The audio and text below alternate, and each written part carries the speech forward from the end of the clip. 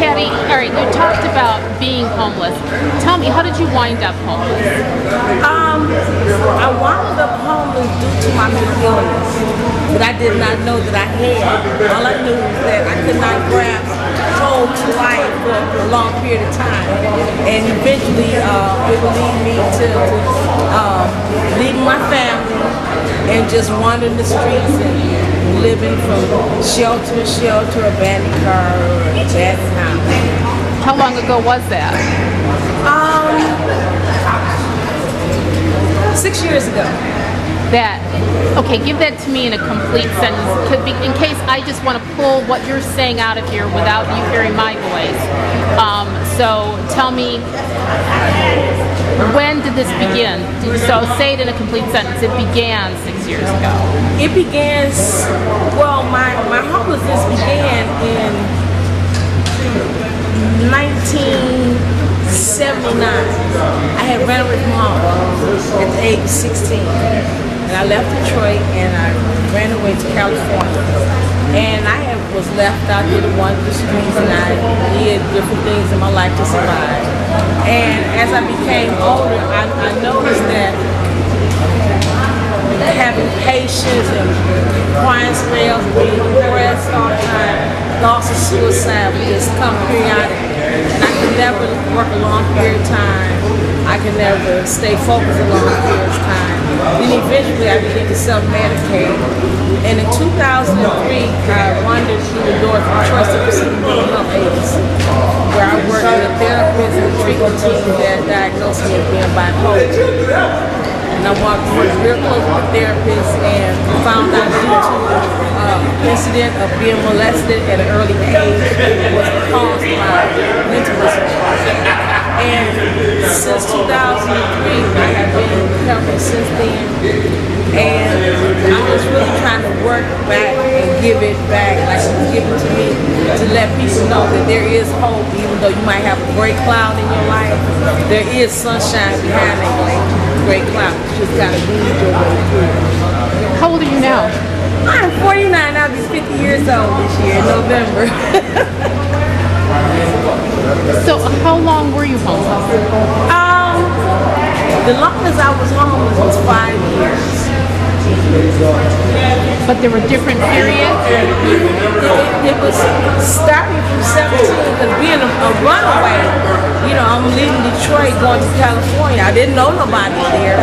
So I remember spending a couple nights at the bus station, then eventually moving in with some people, moved from house to house, home to home.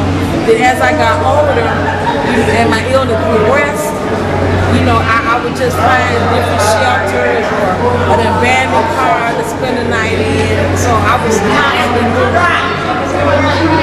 No, I couldn't hear what you said. Did you come back to Detroit and got help? I came back home when I was 26, and that was in 1980. And I didn't get help until I was 44, because I had a drug addiction, and I thought it was the drugs that was making me do the things that I did, and I was going through what I was going through. But once I kicked the drugs, I still had the depression.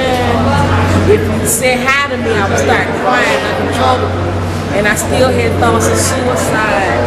I mean, I really had a hopeless life. I really didn't have the desire to live, because I really didn't understand what was going on with me. And then I began to think, well, maybe I could have a mental illness, and where would I go to find this out? Because the drugs were no longer a part of my life. And I saw help in 2003, February 2003. And I walked through the doors of Detroit Central City, and they assigned me a great treatment team. And I worked closely with my therapist and my case manager, and utilized the group to learn about my illness, and they put me on medication, and I got stabilized. And I've been symptom-free since 2005. What would you say, who or what do you credit with rescuing you? Who or what? It was all God. It was all God. And I know this. Because I had tried everything in the world. I had tried money, I tried drugs, I tried alcohol, I tried men. I mean, it was a void. It was a big hole inside of me. And I had tried everything to fill this void, but nothing could never fill it.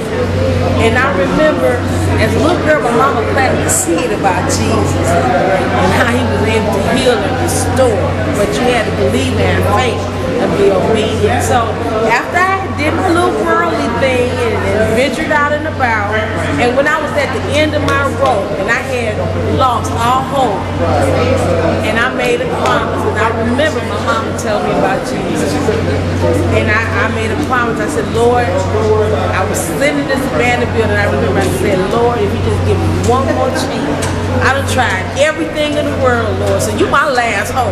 I have nothing else to lose. Everything in your word is what you say is true, then I'm going to be okay.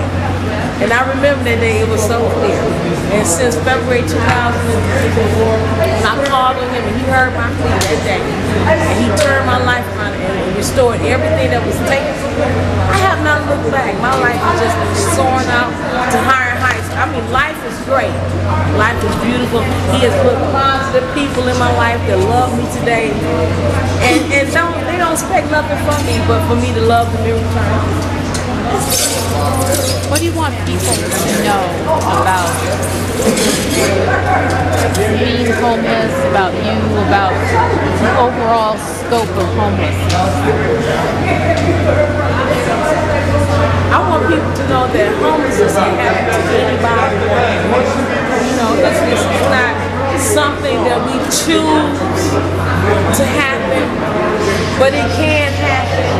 And sometimes when we become homeless, people just turn their back on us. You know, your family don't want to have nothing to do with you. Doors are closed in your face because they feel as though you're a bum, you know, you're lazy. You know what I mean? But it's life, it's one thing. But if you have determination and just a little bit of faith, everything in your life will be turned around. But it takes people to help people. Somebody cared enough for me to help me. So when you see somebody that's homeless, you know, don't just think, okay, well, they just out because they're lazy and, you know, they can get a job. Okay, it can happen to anybody. But just encourage them and give them support, because it could be you or somebody close to you that you might help.